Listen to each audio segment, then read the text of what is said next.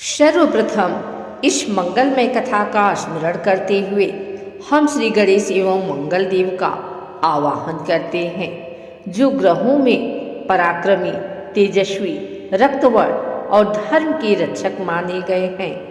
इस कथा को सुनते सुनाते मन को शांत रखना चाहिए, हृदय में श्रद्धा रखनी चाहिए और मंगल देव के तेज का चिंतन करते हुए कथा का प्रारंभ करना चाहिए। तो अब सर्वप्रथम इस दिव्य कथा को आरंभ करते हैं। बहुत समय पहले की बात है। पृथ्वी पर एक शांत और सुखी राज्य था, अवंतिका। यह राज्य हरियाली से भरा, नदियों से संपन्न और धर्मपरायण लोगों से बसा हुआ था। इस राज्य में रहने वाला एक युवक था, धवल। धवल अपनी सच्चाई, मेहनत और सरलता के लिए पूरे नगर में प्रसिद्ध था। लेकिन उसकी एक समस्या थी, जिस काम में हाथ लगाता वह बिगड़ जाता। किसी व्यापार में कदम रखता तो घाटा, किसी नए कार्य का संकल्प करता तो अचानक बाधा, कभी बीमारी, कभी धन हानि, कभी ऐसा कि लोग बिना कारण उसके प्रति क्रोधित हो जाते। लोग कहते थे, धवल पर मंगल की दृष्टि असंतुष्ट है, उसके ग्रह अनुकूल नहीं है। पर धवल इन सब के बावजूद अपने पवित्र कर और सच्ची स्वभाव से कभी पीछे नहीं हटा। धवल की माता देवकी अत्यंत धार्मिक और ज्योतिष की ज्ञाता थी। उन्होंने एक दिन अपने पुत्र से कहा, बेटा, तुम्हारे जीवन में जो बाधाएं आ रही हैं वह केवल परिश्रम से नहीं हटेंगी।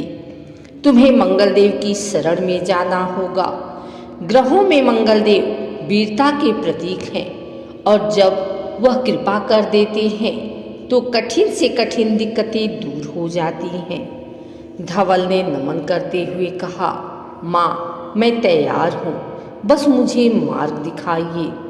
देवकी ने उसे बताया कि दूर जंगल के भीतर मंगल तीर्थ नाम का एक प्राचीन स्थान है, जहाँ एक सिद्ध मुनि अत्रि ऋषि के शिष्य महर्षि गालव तपस्या करते हैं।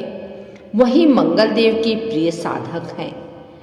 उनके निर्देश से मंगल देव की कृपा प्राप्त हो सकती है। धवल ने संकल्प लिया और अगले ही दिन पर्वतों की ओर निकल पड़ा। घने जंगलों, गहरे नदियों और ऊंचे पर्वतों से गुजरते हुए धवल 5 दिनों की यात्रा करके मंगल तीर्थ पहुंचा। तीर्थ के पास पहुंचते ही एक शक्तिशाली लालाभा वातावरण में फैली हुई प्रतीत हुई।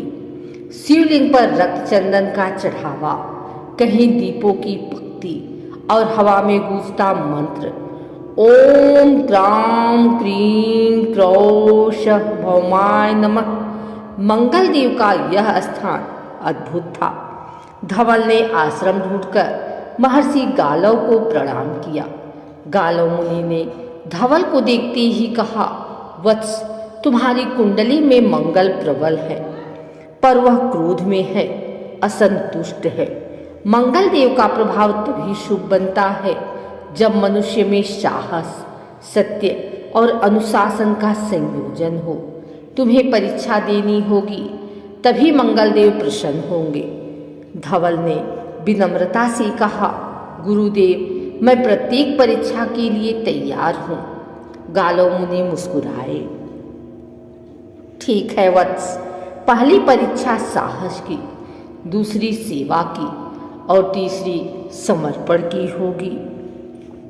रात गहरी हो चुकी थी। मंगल तीर्थ के आसपास वन में भयावह गर्जना सुनाई देती थी। गालव मुनि ने कहा, वन में दक्षिण दिशा में एक विशाल गुफा है। वहाँ वर्षों से एक घायल सिंह पीड़ा में है।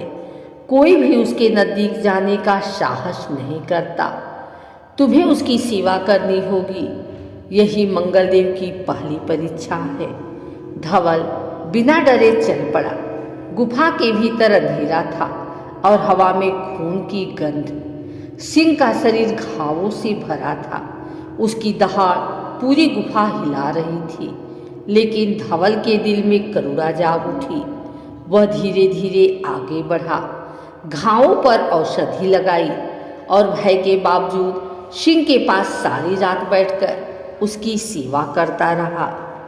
सुबह होते ही सिंह शांत हो गया, उसकी आंखों में कृतज्ञता थी। उसी समय आकाश में एक लाल प्रकाश चमका और एक तेजस्वी स्वर गूंजा, साहस परीक्षा उत्तीर्ण। अगले दिन गालव मुनि ने कहा, वत्स, आज की परीक्षा सेवा की है। नीचे घाटी में एक छोटा गांव है, वहाँ महामारी फैली है, लोग मर रहे हैं, कोई मदद करने को तैयार नहीं, तुम्हें उनकी सेवा करनी होगी। धवल तुरंत चल पड़ा। गांव में पहुंचते ही उसे भय, निराशा और रोने चीखने की आवाज़ें मिली, पर वह रुका नहीं। उसने बीमारों की सेवा की, औषधियाँ बनाई, बच्चों को पानी पिलाया, कमजोरों को सहारा दिया। 3 दिन वह वहाँ रहा। खुद बीमार होने के डर के बावजूद गांव धीरे धीरे स्वस्थ होने लगा। वापस लौटते समय आकाश फिर लाल प्रकाश से भर उठा। सेवा परीक्षा उत्तीर्ण। तीसरी परीक्षा सबसे कठिन थी। गालव मुनि ने कहा, वत्स, अब तुम्हें बिना किसी स्वार्थ, बिना किसी प्राप्ति की इच्छा के संपूर्ण समर्पण और आस्था दिखानी होगी। आज रात्रि तुम मंगल तीर्थ पर 108 दीपक जलाकर मंगल स्तोत्र का पाठ करोगे।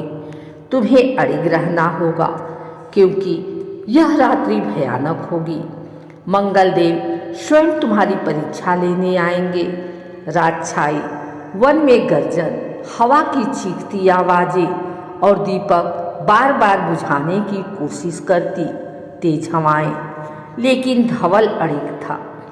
एक एक दीप को फिर से जलाता, मंत्र पढ़ता और मंगल देव का स्मरण करता रहा। रात के अंतिम पहर एक महाशक्ति सामने प्रकट हुई। रक्तवर्ण, 4 भुजाएं, तेजस्वी मुख, हाथ में त्रिशूल, शक्ति, गदा और वरद मुद्रा। वे स्वयं मंगल देव थे। मंगल देव ने गूंजती आवाज में कहा, वत्स धवल, तुमने साहस, सेवा और समर्पण तीनों परीक्षाएं उत्तीर्ण कर ली। अब तुम्हारी समस्त बाधाएं दूर होगी। तेरा मंगल अब शुभ मंगल होगा। जहां तुम जाओगे वहां सफलता तुम्हारे कदम चूमेगी। फिर मंगल देव ने उसका मस्तक स्पर्श किया। धवल के भीतर एक दिव्य ऊर्जा का संचार हुआ। उसके मन की शंका, भय, निराशा सब जलकर समाप्त हो गए। उसके चेहरे पर लाल तेज फैल गया। मंगल देव ने आगे कहा, जब भी तुम्हें कठिनाई आए मंत्र जपना, ओम क्राम क्रीम क्रो शह भौमाय नमः। और मंगलवार के दिन लाल चंदन, मसूर दाल और लाल वस्त्र दान करना। तुम्हें सदैव मेरी कृपा प्राप्त होगी। धवल जब वापस अपने नगर लौटा तो उसका जीवन पूर्णतः बदल गया।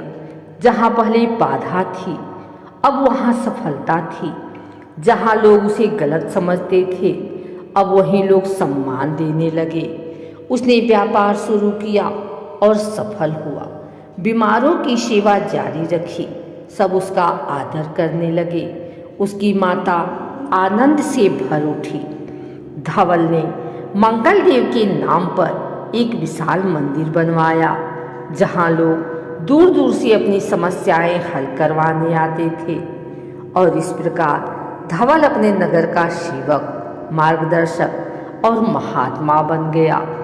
जो भी श्रद्धा और भक्ति से मंगल देव और उनके भक्त धवल की यह कथा सुनता है, उसके जीवन से संकट दूर होते हैं, कर्ज कम होता है, शत्रु शांत होते हैं, कोर्ट कचहरी के झगड़े समाप्त होते हैं और मंगल देव की कृपा से मान सम्मान, साहस और सफलता मिलती है।